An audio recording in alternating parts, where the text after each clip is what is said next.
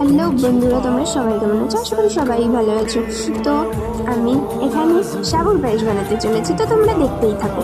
প্রথমে কড়াইতে পরিমাণ মতন দুধ নিয়ে এবং দুধটাকে ভালোভাবে ফুটিয়ে তাতে কিছুটা পরিমাণ জল মিশিয়ে নেড়ে চেড়ে আমি তাতে দিয়ে দিলাম আমুল দুধ, এবং আমুল দুধটা দেওয়ার পরে আমি কিছুটা নেড়ে ভালোভাবে ফুটিয়ে নিলাম এবং ফোটানোর পরেই তাতে দিয়ে দিয়েছিলাম পরিমাণ মতন চিনি, এবং চিনিটা দেওয়ার পরে আমি কিছুক্ষণ নেড়েছিলাম। নাড়ার পরে আমি তাতে 2-4টে এলাচও দিয়েছিলাম। তারপরে তোমরা দেখতেই পেলে আমি সাবু ভিজিয়ে রেখেছিলাম। ভিজানো সাবুটাকে দুধের মধ্যে দিয়ে ভালোভাবে ফুটিয়ে নিয়ে কিছুক্ষণ নাড়াচাড়া করার পরে তারপরে আবার ফুটিয়েছিলাম। ফোটানোর পরে আমি 2টো তেজপাতাও দিয়েছিলাম।